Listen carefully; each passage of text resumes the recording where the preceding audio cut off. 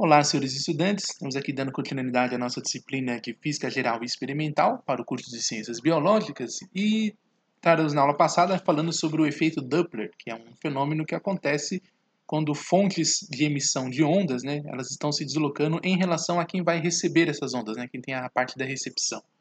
Isso acontece de diferentes maneiras, conforme vocês viram na aula passada, e aqui faltava indicar exemplos, da gente fixar essas ideias de como são esses fenômenos ligados às ondas, Existem fenômenos que são exclusivos dos fenômenos ondulatórios, que é o caso do fenômeno da interferência, que é a superposição de ondas. Então, você pode transportar energia através, por exemplo, da matéria, e essas ondas transportando energia podem estar em diferentes direções, em diferentes sentidos, e quando a intersecção dessas ondas, elas podem somar essas energias naquele momento da interferência, mas a posteriori essas ondas se separam novamente e cada uma segue o seu curso.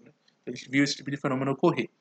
Então, vamos ver através desses exemplos e entender essas propriedades e fixar essas ideias. Então, vejamos aqui alguns desses exemplos. Então, fala aqui, por exemplo, um morcego que está voando a uma velocidade de 10 metros por segundo em direção a uma parede estacionária. Emite um som ultrassônico de 100 kHz. Tá? Então, de fato, o ouvido humano só escuta até 20 kHz, que é 20 mil Hz. Então, passou de 20 mil Hz, por exemplo, nós humanos não conseguimos, o som não é mais audível para nós. Mas para o morcego, veja que ele escuta com essa frequência. Aí o item A fala assim, calcule a frequência com que a onda incide na parede e o comprimento, no caso da onda, na região frontal ao morcego. Esse é o que o item A quer saber da gente. E no item B ele fala, uma vez que o som é refletido pela parede, esta atua como uma fonte de ondas cuja frequência é calculada, no caso aqui no item A que nós vamos fazer, com que a frequência o morcego ouve o som refletido pela parede. É isso que ele quer saber. Então veja lá. Bom, para atender o item A, então a gente vem aqui que nesse caso, a fonte é o morcego, que emite ondas com uma frequência Ni0, que nós estamos indicando aqui, uma frequência Ni0 de 100 kHz. A fonte se move a velocidade VF, chama a velocidade da fonte, sendo 10 metros por segundo, que é o que o morcego desempenha, em relação ao meio, o meio por onde o som se propaga. O meio é o ar. Então, nós dizemos que o morcego desempenha uma velocidade de 10 metros por segundo em relação ao ar, que é o meio por onde as ondas sonoras que ele emite vão se propagar. Logo, pela equação que a gente tem lá, que a gente viu na equação 1020, a frequência dessas ondas na parede ou receptor, ela é assim, Nós atendemos essa relação. Então, a nova frequência que vai ser percebida, ela é igual à frequência que foi emitida pelo morcego, que é a frequência da fonte, que é 100, no caso, envolve a frequência de 100 kHz, dividido pela quantidade de 1 mais a velocidade da fonte, que no caso é 10 metros por segundo, sobre a velocidade do som no meio por onde ele se propaga. O meio é o ar, e a gente conhece o valor como 343 metros por segundo. Portanto, a frequência que vai ser identificada é igual, de fato, a 103 kHz. Tá? Essa vai ser a frequência, de acordo com o item A, que ele quer saber a frequência com que a onda incide na parede. Ele também quer saber o comprimento de onda. Então, um comprimento de onda dessa onda especificamente seria um comprimento lambda linha, que nós vamos apresentar, que é o percebido pela vez, que pega a razão da velocidade do som, a velocidade da onda dividida pela frequência em que ela está sendo percebida aqui da reflexão da parede. Então, isso aqui vai ser igual à velocidade do som no meio, que é 343 metros por segundo, dividido por essa nova frequência que nós encontramos, que é de 103 vezes 10 elevado a 3 Hz, para atender ao Sistema Internacional de Unidades, que aqui fica na unidade. Então, ao invés de escrever 103 kHz, escrevemos 103 vezes 1000, que aí Hz, seria essa a ideia. Que dá no valor aqui de 3,3 vezes 10 elevado a menos 3 metros, para saber o comprimento na unidade de metros, por exemplo. Bom, do item B, aí ele fala assim que, nesse caso, a fonte ela é a parede, nesse caso, tá vendo? Que é por onde a onda refletiu. Do ponto de vista de um novo receptor, que quem vai ouvir, o observador, ele acha que foi a parede que produziu o som, porque o som foi refletido por ela, que é o eco, o efeito do eco, vamos dizer assim. No caso, dessa vez, então, a parede fica se comportando como o emissor das ondas, porque ela está sendo refletida, e o morcego, os ouvidos do morcego vai ser o receptor, nesse caso, que é o mecanismo necessário que o morcego tem para ter uma imagem, do ambiente onde ele está, ele tem uma noção. Então, nesse caso, a fonte é a parede e emite ondas com a frequência de 103 kHz. O morcego, ele é o receptor que se move a uma velocidade do receptor sendo 10 metros por segundo. Logo, né, pelas equações que nós temos, né, e a frequência das ondas refletidas que chegam ao ouvido do morcego vai ser atendido com essa relação aqui. A frequência percebida pelo morcego vai ser igual, depois que a onda foi refletida pela parede, do som que inclusive foi ele mesmo que tinha produzido antes, é de 103 Hz, kHz, né, a unidade está aqui na frente, e vezes, né, 1 mais a velocidade do receptor, que no caso é os mesmos 10 metros por segundo, em relação ao meio por onde o som se propaga, sobre a velocidade do som no meio, que é 343 metros por segundo. Isso vai me dar uma frequência que é percebida pelo ouvido do morcego de 106 kHz, ou 106 vezes 10 elevado a 3 Hz. Tá? Então veja que o som que o morcego emite tem uma certa frequência, a reflexão na parede reproduziu uma outra frequência, e que é percebida ali, e o morcego ouve também uma terceira valor de frequência. Então perceba, o morcego vai fazer a diferença entre a frequência que ele emite, que ele sabe qual é o som, ele ouve uma certa intensidade sonora, o som refletido pela parede ele vai ouvir com uma outra frequência, então ele sabe dizer o quão ele está perto ou longe da parede, ele vai fazer essa distinção. Né? Então essa é a ideia que o animal vai fazer com relação às diferentes frequências que ele percebe. Então ele sabe que a presa está perto, está longe, por exemplo. Aqui no caso foi a parede como exemplo. Né? Então temos essas relações muito interessantes. Bom, aqui a gente é a mesma ideia da sirene da ambulância. Né? Quando o som está muito agudo, você tem a noção de que a ambulância está perto. E se o som vai ficando mais grave, você tem noção de que a mesma ambulância está mais longe. Então essa noção, essas diferenças de frequências permite você ter uma noção de você estar perto ou longe da fonte sonora. Tá certo? Essa é uma maneira de você interpretar o que o morcego faz, né, na hora que ele emite sons para identificar onde está uma presa, por exemplo. Bem, um outro exemplo que a gente tem aqui é, vamos lá, uma baleia está se movimentando, né, a uma velocidade de 10 metros por segundo, no mesmo sentido que uma correnteza de 2 metros por segundo. Simultaneamente, um golfinho se movimenta a 30 metros por segundo em direção à baleia e sentido oposto à correnteza. Então, o golfinho enfrenta a correnteza, diferente da baleia que vai aproveitando dela, né?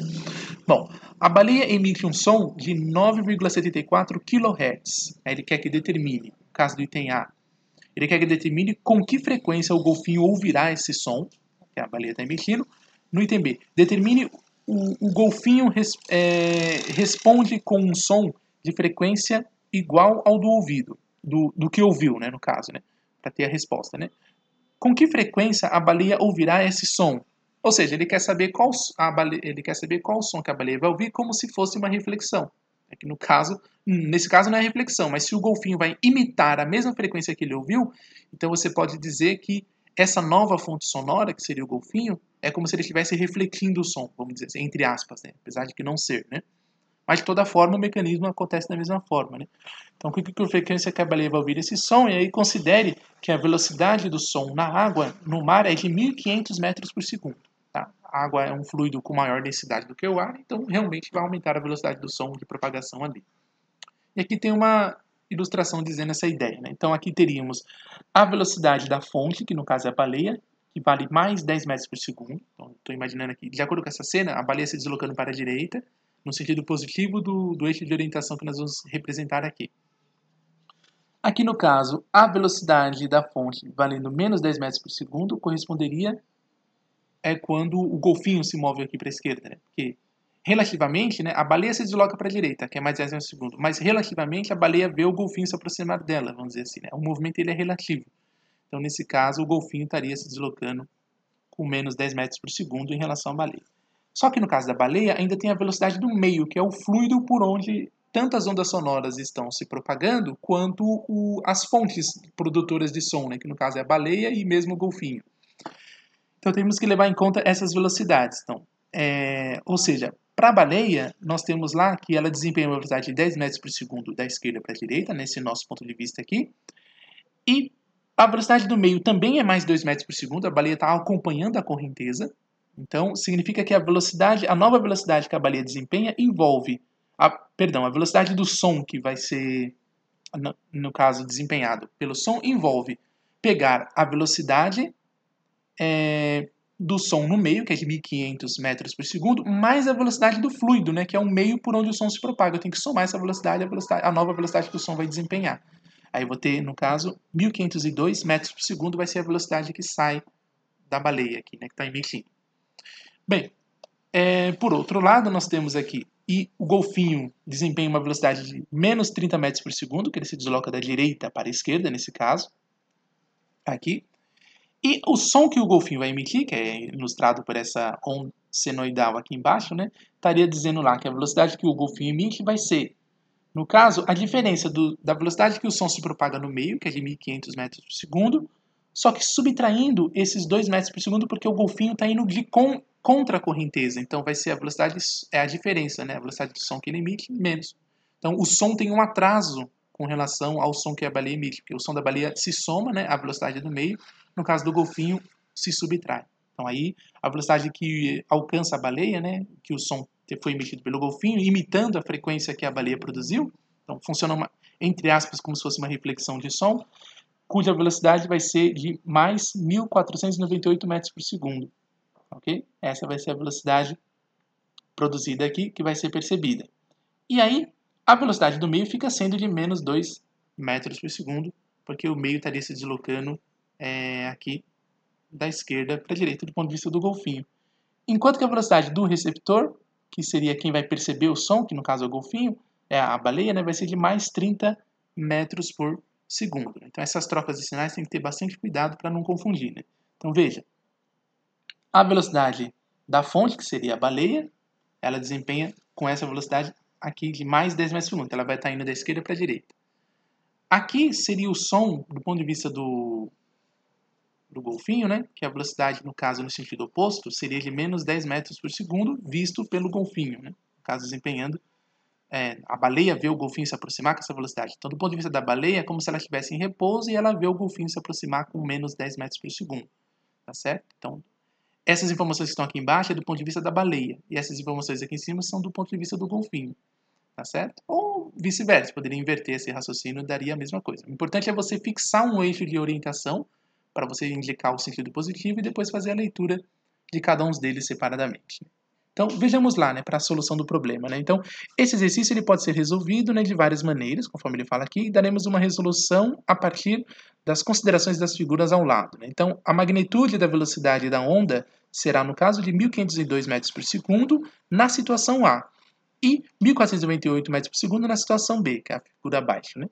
Então, aqui, as magnitudes das velocidades da baleia e do golfinho serão 10 metros por segundo e 30 metros por segundo, no caso, respectivamente. Então, vamos lá. Para atender ao item A, ele fala assim, né? A fonte, que é a baleia, está se movendo a uma velocidade VF, né? Em relação ao meio. Ok. Onde a velocidade da onda é de... Onde, no caso, a velocidade da onda é V', conforme a gente está indicando aqui. Se o receptor, que é o golfinho, estiver em repouso, né? Ou seja, ele detectará, né, a onda emitida pela baleia com uma frequência dada por essa equação aqui, né? Que é a frequência N', o golfinho vai detectar, vai ser igual à frequência que foi emitida pela baleia, que é de 9,74 kHz, tá certo? Dividido pelo fator 1 menos a velocidade da baleia em relação ao meio por onde o som se propaga, que é de 10 metros por segundo positivo, dividido por 1.502 metros por segundo, que é a velocidade do som no meio por onde ele se propaga, que no caso é a água, que já levou em conta o fato da água estar se movimentando.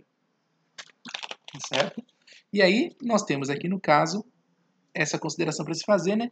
Como o receptor está no caso aqui, se acercando, né, na fonte com velocidade VR, né, no caso aqui, o golfinho ouvirá o som emitido pela baleia com uma frequência dada pela equação que nós temos aqui embaixo, né, que é no caso, a frequência que ele vai, a velocidade com que ele vai perceber, a frequência com que ele vai perceber o som, né, que é a frequência NR, né, vai ser igual a Ni', que é a frequência que nós vimos ali, que a baleia emite, vezes o fator 1 mais 30, que é a velocidade do golfinho em relação ao meio, que é de 30 metros por segundo do ponto de vista da baleia, dividido por 1.502 metros por segundo, que é a velocidade do som no meio que se propaga.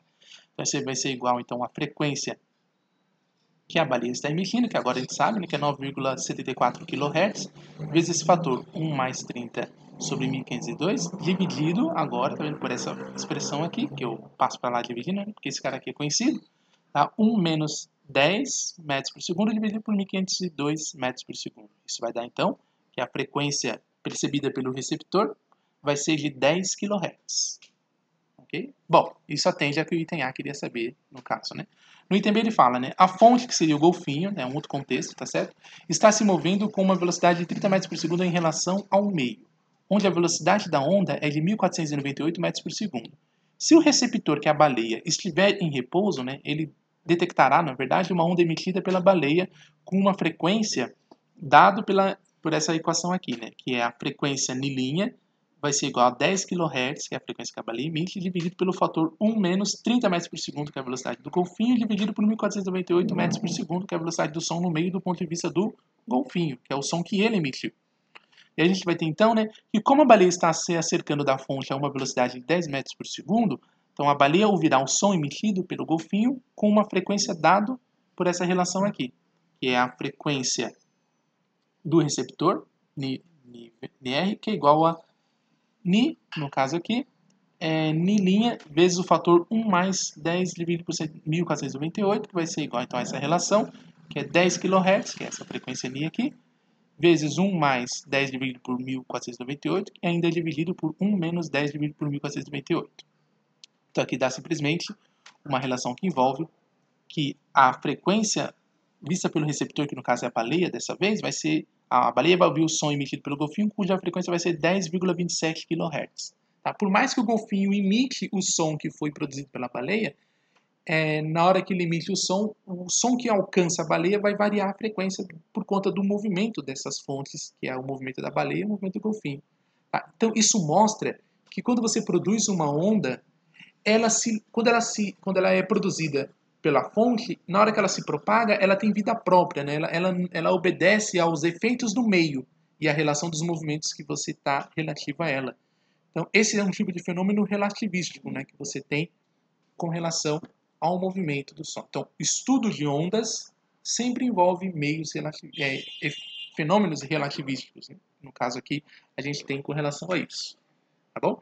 Então, esse é um aspecto que a gente tem que sempre levar em conta na hora de fazer o estudo das ondas. Né? Então, a interpretação da realidade física tem que levar em conta esses efeitos, para a gente saber exatamente. Então, a informação que chega até mim, se eu quiser saber qual é a frequência que foi produzida pela fonte, eu tenho que contabilizar esses efeitos relativísticos que você tem aqui.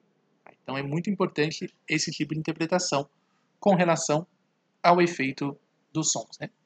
Bom, agora a gente vai entrar no estudo do som propriamente dito, a partir desses exemplos. Então, o efeito Doppler foi estudado ali, a gente viu esses dois exemplos que vai dar essa relação para a gente. Agora vamos estudar o som propriamente dito. O que ele é, afinal de contas, e como ele é produzido. Né? Então a gente fala aqui que o som ele é um dos meios pelo qual os animais, por exemplo, superiores, né, essa é a classificação que a biologia faz, né, os animais superiores que se comunicam e obtêm informações do ambiente, ou seja, ao seu redor. Então, esses animais, eles possuem órgãos especiais para produzir e detectar os sons. Então, a gente tem o exemplo das cordas vocais, ou pregas vocais, né? Acho que é o termo mais apropriado para se falar. E o ouvido, no caso, o ouvido. Né? Então, aqui você tem um exemplo de uma fonte sonora, e aqui você tem um exemplo de um receptor, como o ouvido humano. Bom, aqui uma onda sonora pode ser de um tipo de onda mecânica, né? Porque ele é uma variação de pressão, que é produzido quando ocorre, né, uma variação na pressão do ar bruscamente. Né? Então, por exemplo, se a gente vê os batimentos de um martelo no chão, ao tocarmos uma corda de um violão, por exemplo, ocorre uma compressão brusca, né, do ar ao longo da geração de uma perturbação de pressão. E essa perturbação se propaga comumente chamada de som. Então, esse é um efeito que acontece para você explicar como é produzido um som. Então, uma imagem que você pode ter, né, um som que possa ser produzido, seria uma situação assim, tá vendo? Você tem aqui um tubo, por onde você vai, por exemplo, pegar aqui uma estrutura, por exemplo, um êmbolo, né, que você faz um movimento dele muito brusco e ele empurra o ar. Só que essa comunicação do empurrão do ar não acontece instantaneamente. Então, primeiro as partículas mais próximas do êmbolo sentem aquele impacto, né, do êmbolo estar empurrando, e aí as partículas se comprimem, um efeito elástico, depois as partículas voltam a se afastar, porque elas têm forças de repulsão entre elas, né? Nós estamos falando aqui de elétrons que foram aproximados na estrutura eletrônica dos átomos, e aí surgem forças de repulsão que vão empurrar. E esse processo repete, né? Ele vai comprimindo e essa compressão vai se deslocando no espaço. E aí o lugar que foi comprimido futuramente, e depois ele relaxa, empurra esse deslocamento para frente e vai fazendo a propagação da onda sonora acontecer. Se eu usar um gráfico de representação para mostrar esse deslocamento, né, da propagação da onda sonora, então você cria um gráfico que indica o deslocamento do som no eixo X e a variação da sua amplitude no eixo Y, veja, apesar da amplitude e o deslocamento do som ter a mesma dimensão, né, esse aqui ainda não é um gráfico de configuração, ele é um gráfico de representação, porque nós estamos representando o som como se fosse uma onda transversal, que não é, tá certo? Mas é porque essa figura aqui é apenas uma função matemática, que me diz quando que a amplitude é máxima e quando que a amplitude é mínima, ao longo do deslocamento em uma determinada direção. É essa a ideia desse gráfico está representando. Aqui nós temos em função das posições, então, para uma dada, quando você tem uma compressão, quando o êmbolo empurrou e tem essa região aqui, tá vendo? Região de maior concentração do ar, aí você tem a amplitude máxima do som. Aí quando tem o maior relaxamento, que seria a região mais baixa, aqui, né, quando o ar volta à sua configuração inicial, você tem a região de relaxamento. E você depois tem a compressão no sentido oposto, porque você pode comprimir o ar o quê? Durante o empurrão do êmbolo, que pressionou o ar, e depois o relaxamento, que vai dar a região zero, e depois a compressão novamente no sentido oposto. Você pode ter uma pressão que variou em dois sentidos diferentes. Aí você tem a região também, a mesma amplitude de aumento de pressão, só que no sentido oposto, certo?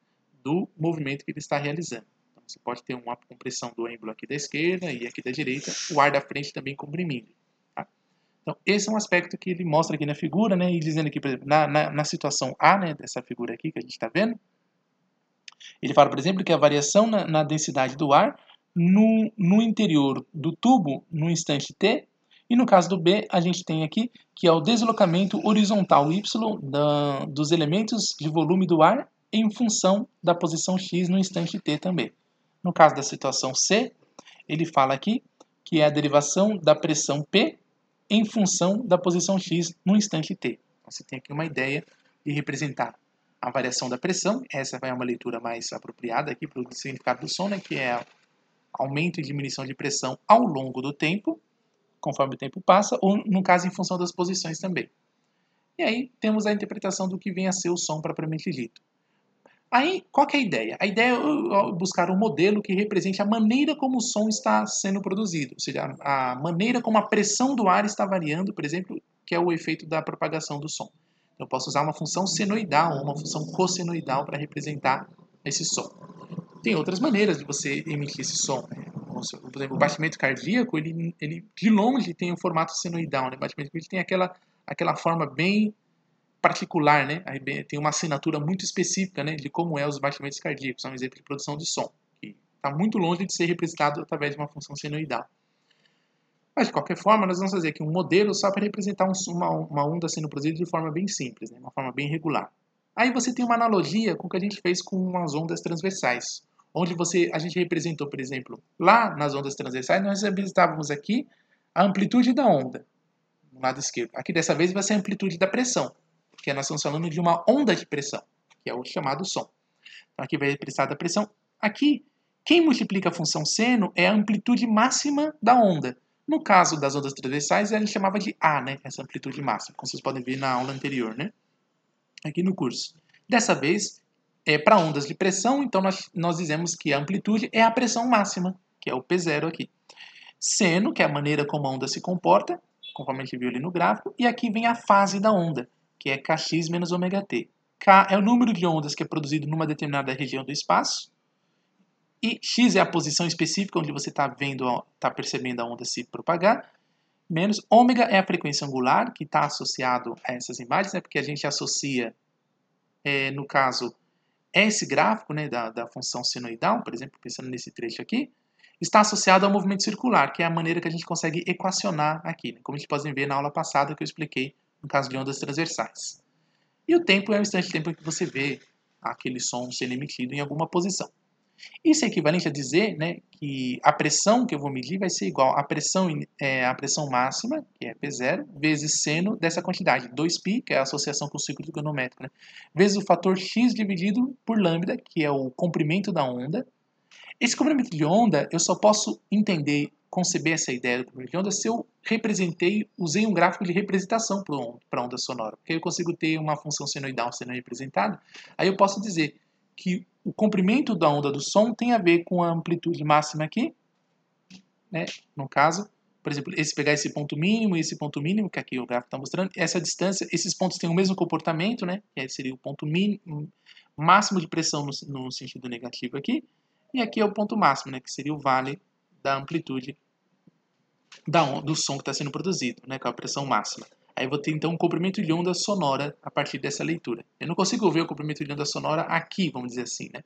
Porque aqui é um efeito de aumento e diminuição de pressão. Isso aqui é um fenômeno tridimensional, né? Que a gente está representando no caso da variação de pressão. Então, a leitura do comprimento de onda só é possível fazer pelo gráfico de pressão aqui no caso, que vai me dar essa ideia, certo? Do aumento e variação de pressão, ou desse gráfico aqui, né? Que é o que melhor representa, né? A onda sendo produzida em função das posições e das amplitudes da onda propriamente dita. Bem, é o mesmo gráfico, é o mesmo tipo de equação, né? Matematicamente a gente não consegue distinguir se essa equação estaria descrevendo uma onda transversal ou, no caso, uma onda longitudinal. O que faz a gente saber que essa equação está descrevendo uma onda longitudinal é o contexto, tá certo? Porque matematicamente não há distinção nenhuma. Bem, com essa relação a gente pode então ter aqui uma equação ligada à produção de ondas sonoras de forma harmônica, né? Então nós estamos vendo aqui um exemplo de onda harmônica simples que está sendo produzida por uma fonte sonora, como um alto-falante, por exemplo, a fala humana, por exemplo, né? Você pode pensar, e assim por diante, né? Bem, outro aspecto também seria a intensidade sonora. Do mesmo jeito que a gente viu a intensidade sonora, que é uma outra grandeza física, né? Associado, no caso, ondas transversais, nós temos também para a onda longitudinal. A relação é exatamente a mesma, tá? Não há mudança nenhuma, né? Onde a intensidade sonora seria igual à energia que foi emitida pela onda que ela está transportando sobre a área de contato que o som vai ter com o ambiente, com a superfície de contato, que no caso o receptor tem uma área de contato, por exemplo, o ouvido humano, ou mesmo todo o ambiente em si, vezes o intervalo de tempo em que você vê a onda se propagar, que você está observando, né? Então vejamos lá um exemplo que vai nos ajudar a fixar essa ideia, né, dessa questão da amplitude. Então veja só, o exemplo que a gente tem aqui, ele fala assim, né, no caso aqui, um microfone com uma área efetiva de 3 cm², recebe durante 5 segundos uma energia de 1,5 vezes 10 elevado a menos 9 joules. Tá? Ele quer saber qual a intensidade do som, nesse caso. Aí nós temos aqui na solução do problema, temos lá que a intensidade sonora vai ser igual à energia que a onda transporta sobre a área de contato que o receptor tem para poder captar esse som, vezes o intervalo de tempo que essa experiência aconteceu. Então, isso aqui vai ser igual a 1,5 vezes 10 elevado a menos 9 joules, que é a energia que foi produzida pela fonte, que está sendo transportada pela onda sonora, dividido pela área de contato que o receptor tem, que no caso é o microfone, que é unidade em metros, seria 3 vezes 10 elevado a menos 4 metros quadrados, que é a conversão das unidades da área, vezes, no caso, o tempo em que essa exposição foi feita, né, que o microfone está captando o som, que foi de 5 segundos. Então, isso aqui me dá, no caso, 10 elevado a menos 6, aqui, joules por metro quadrado vezes segundo, que seria a unidade para a intensidade sonora, que nós podemos representar associando a unidade de potência, que no caso aqui é joules por segundo, seria uma certa energia por unidade de tempo, que é a unidade watts, que a gente pode usar, e aqui metro quadrado. Então a gente pode representar a unidade de intensidade sonora como sendo, no caso, 10 a menos 6 watts por metro quadrado. Tá bom? Que é essa a ideia, que é uma potência por uma unidade de área. Bem, isso aqui no falo, né, ele fala aqui no caso, né, que esse é o valor da intensidade sonora numa uma conversação normal, né? Seria essa a ideia aí. Então é só de curiosidade para a gente saber aqui. Então a intensidade I do som ele pode ser expresso em função da amplitude A do deslocamento horizontal, no caso aqui, dos elementos de volume do ar pela equação que nós temos aqui, né? Que a intensidade sonora fica sendo igual a essa relação, né? Que é, no caso, visto, né? Que é essa repetitivamente aqui. Se a gente tem aqui, por exemplo, nessas relações a gente tem Rho, V e ômega, né? Eles são respectivamente a densidade, né? O Rho é a densidade do meio, V é a velocidade de propagação da onda no meio, e o Ni ele é a frequência, né? O ômega, né? É a frequência angular. Então a gente pode ver aqui que dessa equação a gente pode obter então o quê? Né? Que no caso A intensidade sonora fica em função da densidade da velocidade sobre o fator 2 vezes a amplitude vezes ômega ao quadrado. Tá? Essas relações são obtidas, né, de forma empírica, né, para a gente ter uma relação envolvendo intensidade e amplitude, e dá uma leitura para a gente de como é o comportamento, de fato, do meio por onde o som se propaga. Né? Porque a gente agora tem uma amplitude, o quanto que contraiu, né? Qual foi a contração sofrida pelaquela massa de ar para poder dar o efeito da onda sonora, né? Em função da frequência angular, quando você representa graficamente. Então, a partir daí, a gente pode ter aqui essa relação que vai nos dar, ou seja, a gente pode ser que também, né, reproduzir a fórmula, né, a gente tem aqui da relação da intensidade e do som com a amplitude da pressão, e a gente pode escrever assim, tá vendo? Que a intensidade sonora também pode ser obtida pegando a pressão máxima, que é produzido, que seria a amplitude máxima do som, elevado ao quadrado, dividido pelo fator 2 vezes a densidade do meio, por onde o som se propaga, vezes a velocidade do som nesse meio que ele se propaga, né? Então, essas relações são importantes para a gente ter a ideia de como equacionar que a amplitude máxima da pressão vai ser igual à densidade do meio, vezes a velocidade de propagação do som, vezes a frequência angular, vezes a amplitude do som. E aí a gente tem, no final das contas, que essa relação aqui, que é conhecida na hidrodinâmica, pressão vezes velocidade, isso aqui me dá, no caso, a relação Z, né, que é a chamada, no caso, impedância acústica do meio. Né? Vamos representar aqui por Z maiúsculo, né? Que é o quão o som se propaga em função da densidade. Né? Quanto maior a densidade, maior a impedância, né? Melhor é o desempenho do movimento do som, e também em função da velocidade. Tá? Então, esse é uma quantidade importante que a gente tem também relacionado. Vamos ver aqui um exemplo para fixar essas ideias também em relação a esse exemplo. Né? Então, veja lá. Aqui o exemplo fala assim, né? A intensidade máxima do som com frequência de 1000 Hz, né? Que o ouvido humano pode, no caso, tolerar, é de aproximadamente 1 watts por metro quadrado. Então, essa é a intensidade sonora limite para o ouvido humano. Aí o item A fala assim, né? Qual é o deslocamento máximo horizontal dos elementos de volume do ar correspondente a esta intensidade? Aí o item B quer saber, calcule a amplitude de pressão. Aí os dados que ele dá são, a velocidade do som no ar, a 20 graus Celsius, é de 344 metros por segundo. Então, o som depende da densidade, como a gente viu ali na impedância.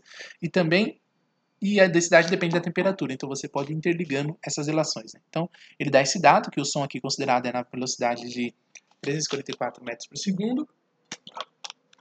E, no caso, a densidade do ar é de 4...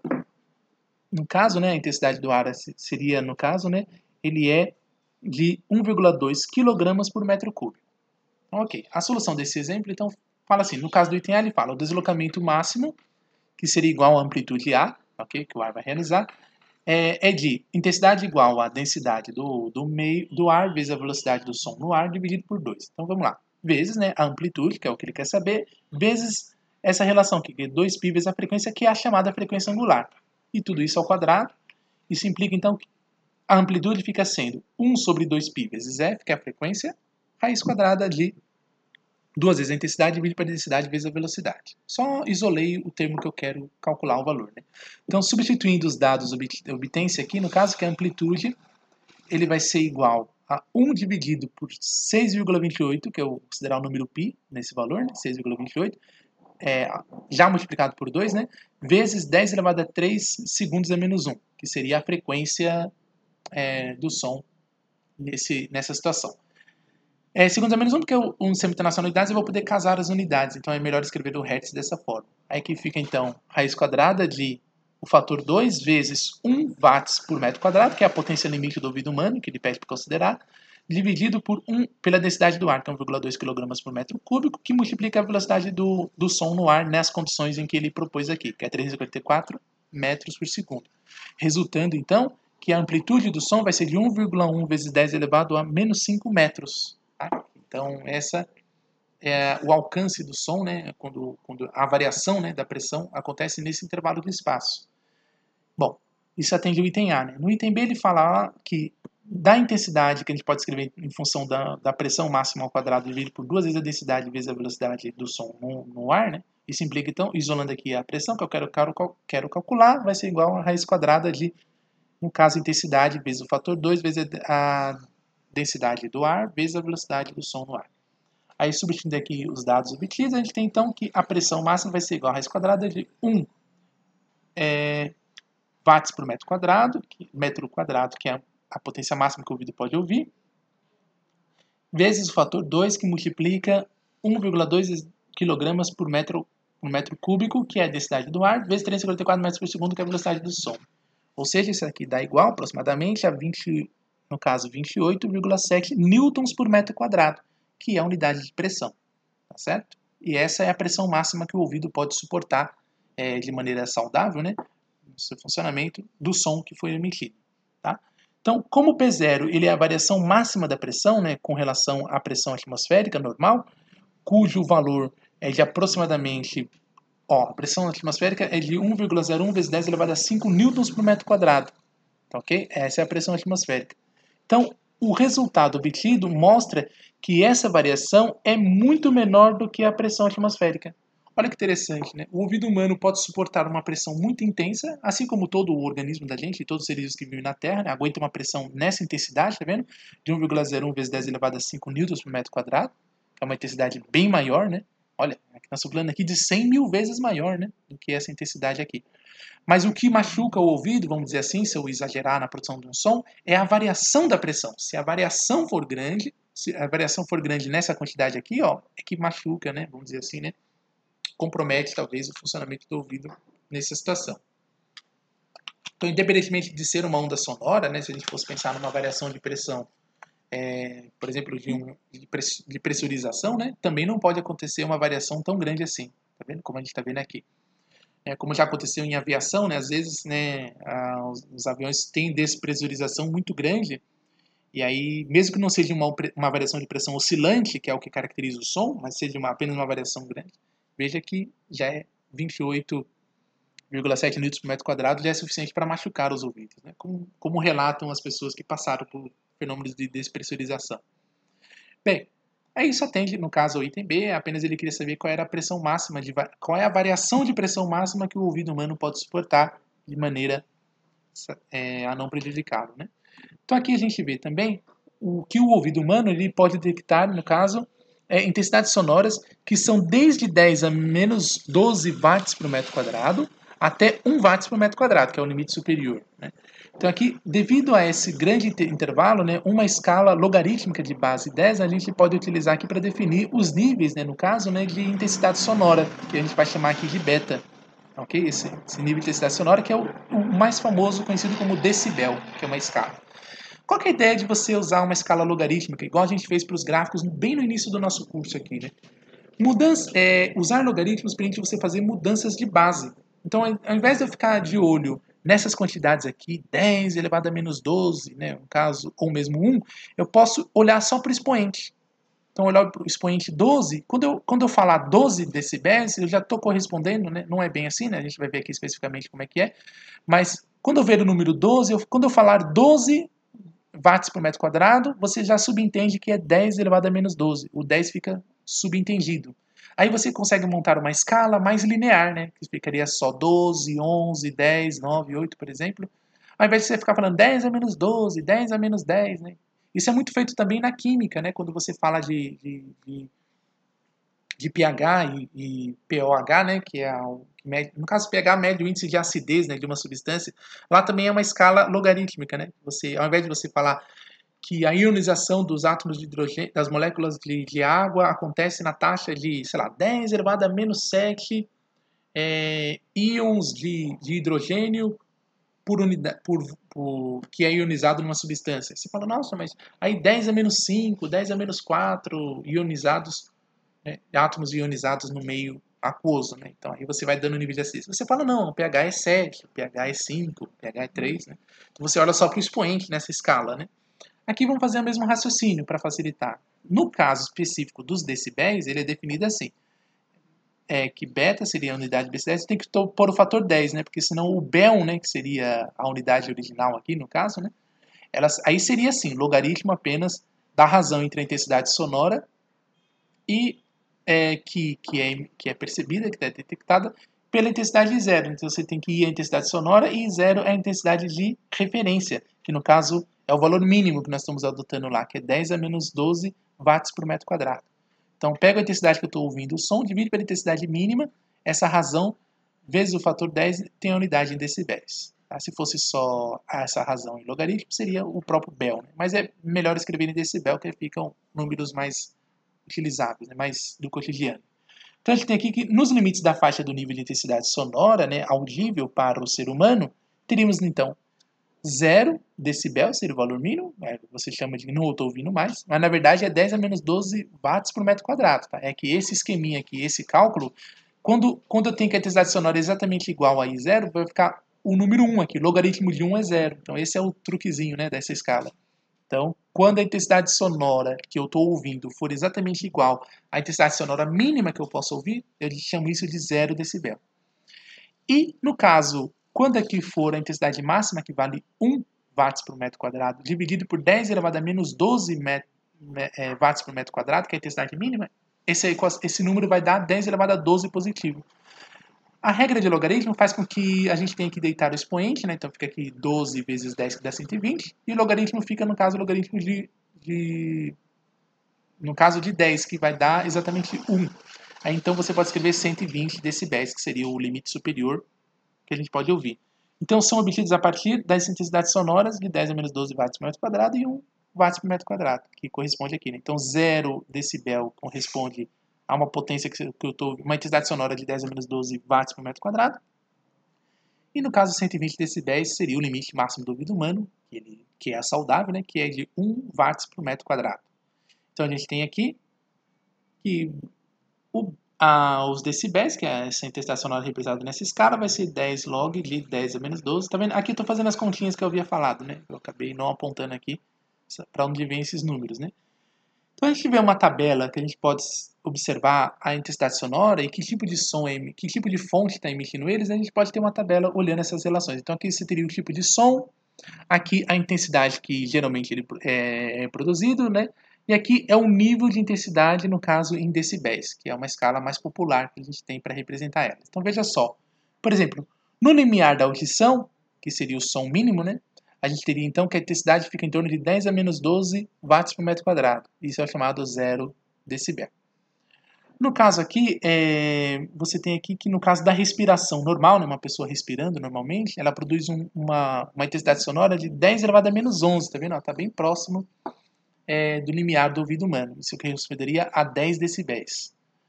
No caso aqui, a conversação normal, né, estando a 1 metro de distância, né, uma pessoa da outra, ela estaria ouvindo Perdão, eu pulei aqui, né? O murmúrio, né, que seria a 5 metros, daria aqui, no caso, uma 30 decibéis, né, no caso aqui, de frequência. No caso de uma conversação normal a 1 metro de distância, você teria em torno de 60 decibéis. No caso aqui, o tráfego, né, pesado, né, no trânsito de uma cidade grande seria de 70 decibéis a frequência, um pouco mais que a voz humana. No caso, o metrô, né, em cidades, em metrópoles, né, porque a gente tem pelo Brasil afora, nós temos lá um valor de 90 decibéis. Já começa a ser muito significativo a intensidade de frequência que a gente vai ouvir. O concerto de um rock, né, um som bem alto, né, estrondoso, já está no limiar do ouvido humano, tá vendo? 120 decibéis. E no caso da decolagem de um jato, né, de um avião a jato, já é bem superior, tá vendo? 150 decibéis. Por isso que os aeroportos tem aqueles vidros, né, vamos dizer que você fica longe, né, do local de decolagem, né, que é para você não ouvir esse som que é prejudicial. Tá? Aquelas, né, lixadeiras, né, que tem nas metalúrgicas, né, também produzem 130, 140 decibéis de frequência, também é prejudicial. Então, um profissional metalúrgico sempre tem que usar um protetor auricular para não prejudicar a sua audição. Né? É muito importante ter isso em mente. Né? Então, as normas de segurança devem levar em conta esse tipo de informação.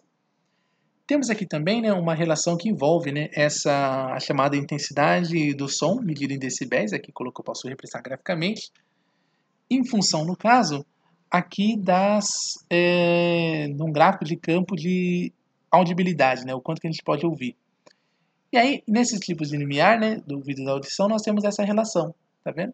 O quanto você pode ouvir na frequência, que isso está em função, né, quanto maior for essa frequência, né, quanto maior for mais intensidade de frequência, o ouvido humano vai ouvindo cada vez menos, né, com relação ao aumento de frequência. Então, Na verdade, não basta ter uma intensidade sonora para você dizer que você tem aí um limiar do que o ouvido humano pode perceber, né? Então, quanto que você pode ouvir. Porque, por exemplo, você pode ter uma situação como um morcego emitindo um som extremamente, com uma intensidade sonora extremamente alta, né? Que poderia, se a gente ouvisse, poderia ensurdecer a gente, né? Prejudicar o ouvido. Mas não tem problema, porque como a frequência que ele está emitindo está superior a 20 Hz, 20 kHz, então a gente não é sensibilizado por esse som. Então o morcego pode gritar à vontade, mesmo que ele produza um som que poderia causar surdez na gente, né, por conta da intensidade ser muito intensa, não tem problema, porque o que vai prejudicar o ouvido humano é a combinação da intensidade sonora com a frequência que o som está sendo emitido, né? Então temos esse tipo de gráfico aqui mostrando esse tipo de comportamento, né, que a gente tem que relacionar. Então ainda bem, né, porque existem muitas frequências de sonoras que com certeza causaria surdez na gente se caso as frequências acontecessem na região audível, né, que é de 20 Hz até 20 mil Hz. Então, a natureza tem esse aspecto que não causa aqui, né? Porque também porque para você captar o som, né, na verdade, a captação de som acontece pelo fenômeno de ressonância.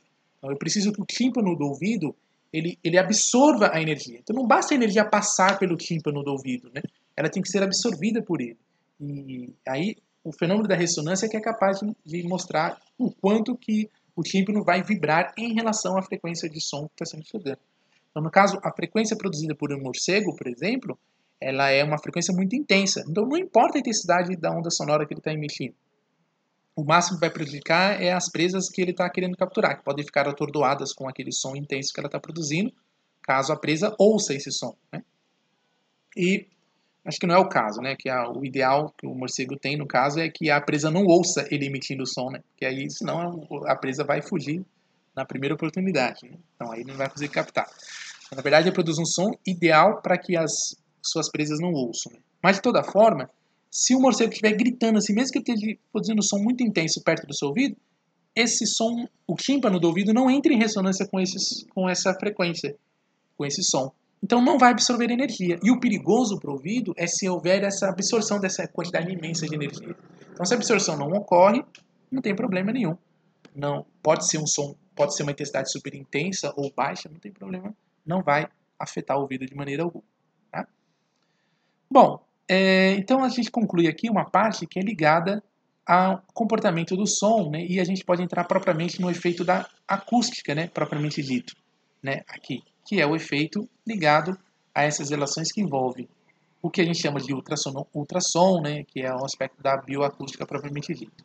Então, a gente pode dizer aqui, né, que certos animais, né, como a gente tem, por exemplo, no caso dos morcegos, os golfinhos, no caso, as mariposas e assim por diante, se a gente tem que, se elas se locomovem e encontram alimentos, né, e fogem do perigo através das suas ondas ultrassônicas, né, que elas próprias, no caso, emitem, a gente pode observar que o comportamento desses animais, eles sugerem a ideia, no caso aqui, do desenvolvimento do sonar, né? Então, durante a Segunda Guerra Mundial, a gente tem esses casos, né, que são instrumentos que servem para detectar ondas sob a água, né, como submarinos, né, por exemplo, né?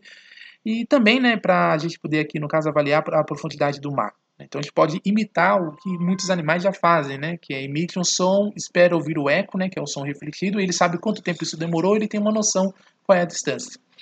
Então, desde então, a gente houve, né, um aumento muito grande, né, de aplicações, no caso, de ultrassom nos meios diversos aqui que a gente tem.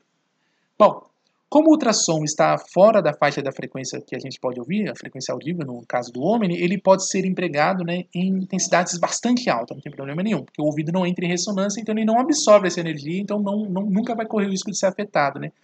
Além do seu uso, né, em baixas intensidades também, né? Então, uma das aplicações do ultrassom, né, em baixas intensidades tem como propósito, né, transmitir a energia através de um meio e com isso obter, no caso, informações do mesmo, né? Então, as aplicações típicas dentro desse tipo de categoria são, no caso, um ensaio que não é não destrutivo, né, de materiais, né, quando você quer, no caso, produzir um som que consiga romper, fazer fissuras, né, na estrutura de um material, que a indústria faz muito isso, né, em medidas de propriedades elétricas, no caso de determinados materiais, ou mesmo em diagnósticos médicos, né, como o caso do famoso ultrassonografia, para o caso de você ver a forma do bebê, né? Porque o som é emitido, né? Tem um emissor de ultrassom, ele transpassa a barriga da mãe, transpassa o líquido amniótico que tem onde está o bebê, o som é refletido pelo bebê, e mesmo por todas essas estruturas, e esse som refletido é captado por sensores que depois traduzem esse eco, né, desse ultrassom, ele é traduzido em forma de imagem, e aí você tem uma ideia de como está o bebê lá na barriga da mãe, tá?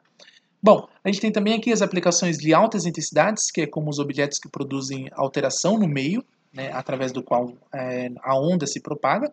E alguns exemplos, né, são as terapias médicas, né, como a gente tem a chamada automatização dos líquidos, né, limpeza, né, no caso no caso aqui, por a cavitação, né, desse caso que nós temos da ruptura de células biológicas, né, sólidos, e homogeneização de materiais também, né, que a gente faz na indústria. Quando a indústria quer fazer um material que não tenha poros, né, você pega ele próximo ao seu ponto de fusão e você vai produzindo vibrações. Faz transpassar um som, né, que vai produzir uma vibração, e as partículas vão vibrando de tal modo que elas vão se acomodando cada vez mais, até ficar uma coisa bem compacta, né? Então você pode fazer esse tipo de coisa na indústria. No caso aqui de estruturas de células que você pode romper, né, as estruturas, você pode produzir um som que vai fazendo um rompimento. Seria uma ultrassonografia, só que de alta intensidade, não de baixa intensidade. Então a gente pode aqui, no caso, obter, né, em técnicas de ultrassônicas, né, informações sobre, no caso, né, por exemplo, né, o tamanho, né, a medida das dimensões lineares ou de volume, no caso dos exemplos no caso aqui que você tem de cefalometria, né, que é fetal, né, ver o tamanho do feto, por exemplo, no caso das perícias médicas, no volume, através do volume de líquido, e, por exemplo, sei lá, ultrassonografia da bexiga, toda região que tem uma grande concentração de líquidos, você pode fazer ultrassonografias que vai funcionar muito bem. Também temos aqui, no caso, para estudos de anomalias, né, no caso, anomalias anatômicas, também pode servir para a gente poder fazer esse estudo. No caso, verificar sobre o funcionamento, por exemplo, de determinados órgãos nos sistemas do corpo humano. Então, exemplos desses, né, se a gente tiver, no caso aqui, né, a estenose, né, de válvulas mitral, né, que é aquela estrutura do coração, no caso, né, a arteriosclerose, né, que é a flacidez nas estruturas de artérias, né, você também pode detectar através de ultrassonografias. Esses são alguns dos exemplos de aplicações que você pode fazer para ultrassom, né.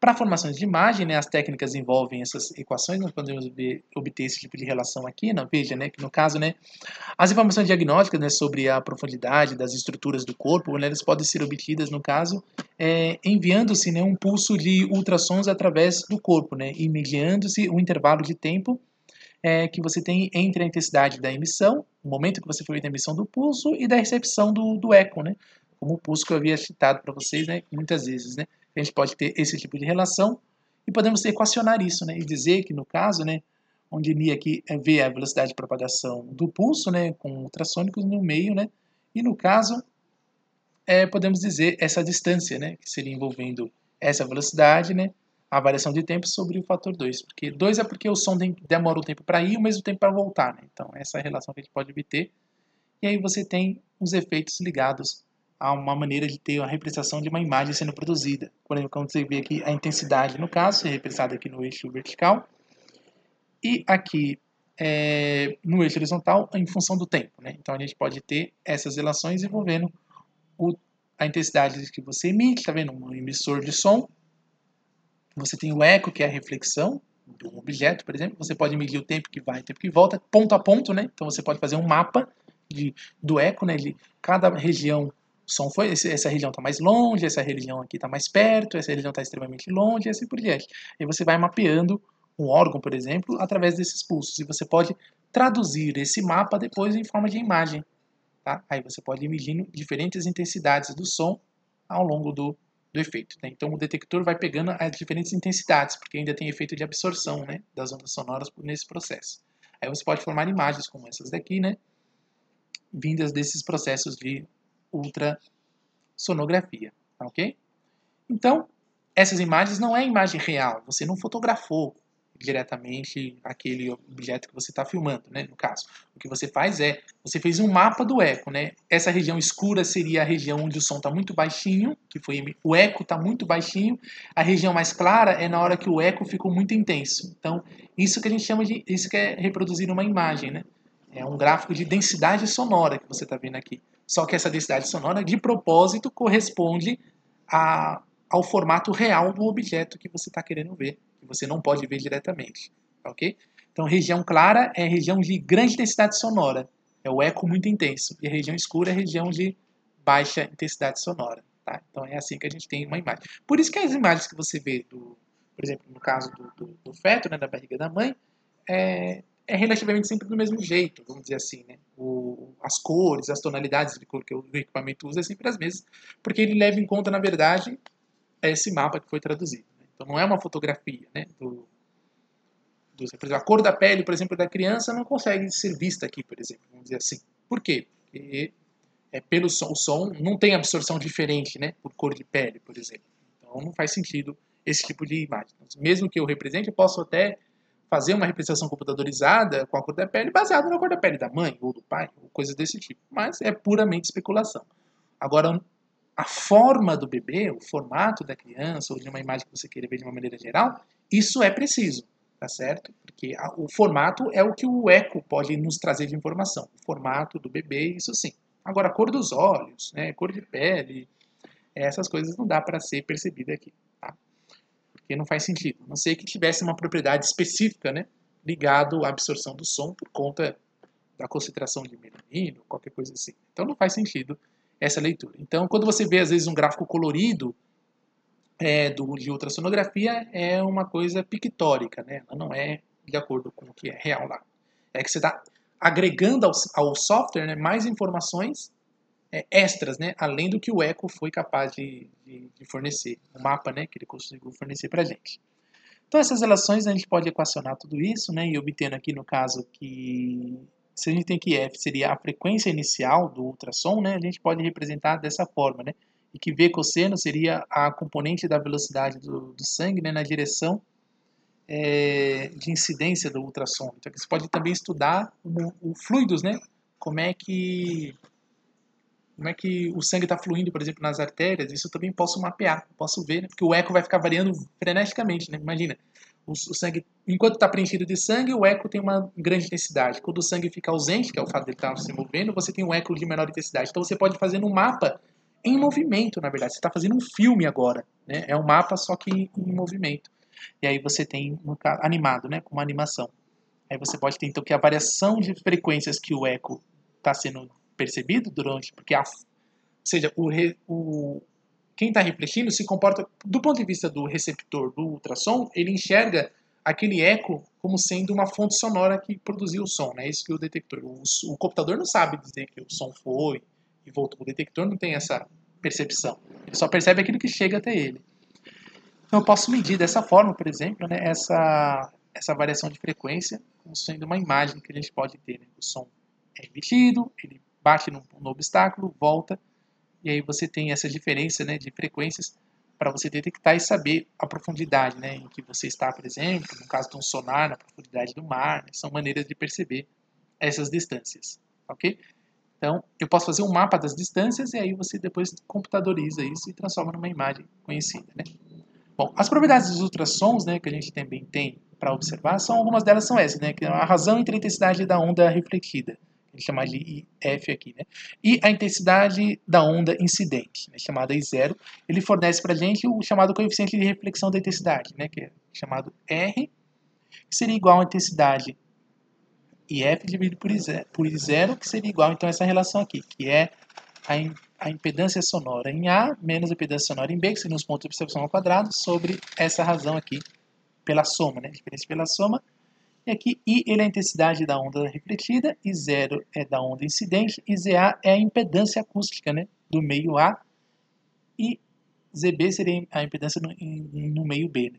Que é a impedância acústica, ela é a resistência, na verdade, né? Que são obtidos a partir do produto entre a densidade do meio e a velocidade de propagação que nós vimos há pouco, né, acima aqui no curso, né, na aula de hoje, né, que é da onda do som no meio, né, que está aqui representado. Então, nós podemos também ter a razão entre a intensidade da onda transmitida e a intensidade que ele fornece o coeficiente também de transmissão da intensidade, né, que é o chamado T, que é o coeficiente de transmissão, vai pegar então igual à intensidade que foi transmitida, dividido a intensidade sonora, que isso vai dar igual a essa relação aqui. Essas duas equações, né, que a gente está vendo aqui, né, que seria a impedância, que é o quão enfrentamento da resistência é. A reflexão é o quanto que vai ser refletido. Então isso aqui dá uma espécie de porcentagem, né? Foi emitido, sei lá, 50 ondas sonoras e foram produzidas 50 ondas sonoras, mas refletidas foram apenas 20. Então vou dizer que eu tenho uma taxa de 2/5, né, de reflexão, né? A cada 5 ondas emitidas, apenas 2 refletiram. É isso que significa esse coeficiente de reflexão. O coeficiente de transmissão é do tanto de ondas que foram produzidas, quantas que não voltaram, né? Quantas que continuaram sua viagem e não sofreram reflexão. Aí, nesse exemplo, fazendo analogia com esse exemplo aqui, né? Se de a cada 5 ondas, 2 foram refletidas, então, nesse contexto, aqui seria 3/5, né? A transmissão, que seria a cada 5 ondas emitidas, 3 foram transmitidas, não sofreu reflexão. Aí você vê que a soma, né, do coeficiente de reflexão mais o coeficiente de transmissão, que eu estou apontando aqui com o mouse, vai ser igual a 1, né? Que é o total, né? De 5 ondas produzidas, 2 foram refletidas. E de 5 ondas transmitidas, 3... de 5 ondas produzidas, 3 foram transmitidas. Aí a soma tem que dar sempre 1, né? Que é o total de ondas que eu tinha na fonte, né? Essa é a ideia. Então 100% seria a soma das ondas refletidas com as ondas transmitidas. Tá bom? Bom, aqui a gente tem também que a tensão sonora entre o espalhamento, né, e a divergência, ou a dispersão de uma onda ultrassônica, né, obedece à lei chamada lei exponencial. Né? Então, a atenuação, né, no caso de ondas sonoras, que seria I igual aqui, se a intensidade é igual à intensidade produzida pela fonte, vezes E elevado a menos 2 alfa x, né? Aqui no caso, onde I é a intensidade do ultrassom após atravessar uma espessura de material, com coeficiente de atenuação alfa, e I0, que é a intensidade inicial. A gente pode também obter essas relações aqui nesses tipos de cálculo que a gente tem com relação à intensidade sonora. Tá bom? Um exemplo que nós temos aqui seria, para fixar essa ideia, a gente tem esse daqui, né, que fala que uma onda ultrassônica de 3,5 MHz incide sobre o músculo bíceps, né, no qual o coeficiente de atenuação, alfa, vale 0,6 centímetros a menos 1. Tem dimensão no inverso de comprimento. De quantos por cento a intensidade do ultrassom será atenuada a 1 centímetro do ponto de incidência, isso que ele quer saber, né? Então a solução aqui faz assim, né? A gente tem as relações que nós temos lá, né? Que a intensidade sonora que vai ser atenuada é igual à intensidade que foi emitida, vezes E elevado a menos 2 vezes alfa, vezes x, que é a posição, que é a distância que eu estou, né? Da fonte. Isso é igual a I0 vezes E elevado a menos 2, que multiplica 0,6 centímetros a menos 1, vezes 1, que no caso seria a distância de 1 centímetro. Que aí seria igual, então, no caso, a impedância, a intensidade que foi absorvida vai dar, no final das contas, o valor de 0,30 vezes a intensidade inicial. Então, a 1 centímetro, uma onda sonora que atravessa, no caso, uma onda ultrassônica que atravessa o bíceps, a musculatura, a cada 1 centímetro, a intensidade ela decai 30%, tá vendo? Que é 0,3 aqui, nós estamos vendo. Então, a intensidade do ultrassom, após atravessar 1 centímetro no máximo até, vai ter igual justamente a 30% de intensidade que vai diminuir. Aí o seu software do computador que você está usando para detectar as ondas sonoras tem que saber disso, né? Para ele poder construir a imagem corretamente, né? No caso que ele está mapeando, né?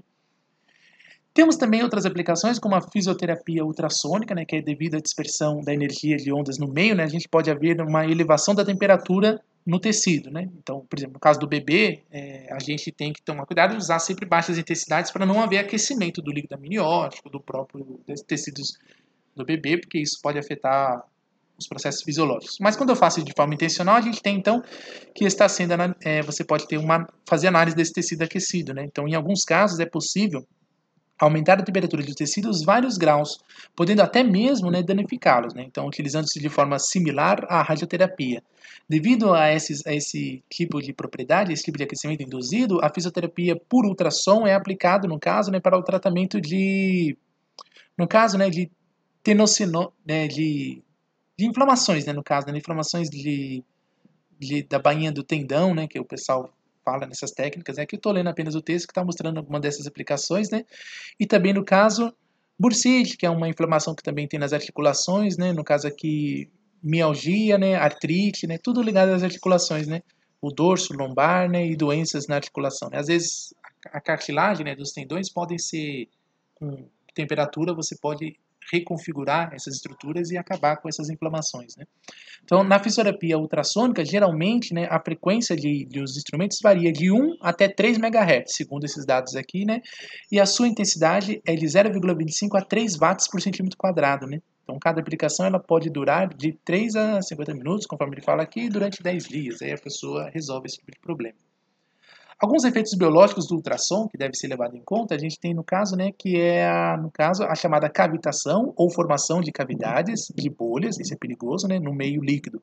Então, durante a rupturas dessas microbolhas, né, no caso de liberação de energia, que pode romper ligações musculares, né, e promover até a formação de radicais livres, né, que é aqueles que é você quebrar moléculas e ela acabar tentando fazer ligações químicas de forma aleatória, e aí você pode... É o que causa envelhecimento, por exemplo, né? Ou mesmo o desenvolvimento de outros tipos de cânceres, né, por exemplo. Então, com intensidades muito elevadas, né, acima de 10 elevado a 3 watts por centímetro quadrado, intensidade de um som, né, os tecidos a uma certa profundidade, eles podem ser afetados, né, por alterações bioquímicas, então tem que ter cuidado com isso, né? E alguns estudos também sugerem que é possível destruir algumas células cancerosas, né, por feixes intensos de ultrassom. O problema são os efeitos colaterais, né? O desafio é fazer o som ir só naquela direção que você fazer o ataque daquele tecido, né? Então, não é trivial fazer isso, né? Bem, então essa são uma abordagem toda, né, desse capítulo ligado ao estudo de ondas, né, no caso de ondas sonoras aqui, a gente fiz aqui uma pincelada rápida sobre propriedades no campo da biologia, só para vocês terem uma ideia dessa questão de como medir intensidade sonora, transmissão de onda, reflexão, como que funciona o equipamento de ultrassonografia, o princípio fundamental do som, como ele funciona e todas essas propriedades. Então essas são relações que ajudam a gente a interpretar bem esses aspectos, né?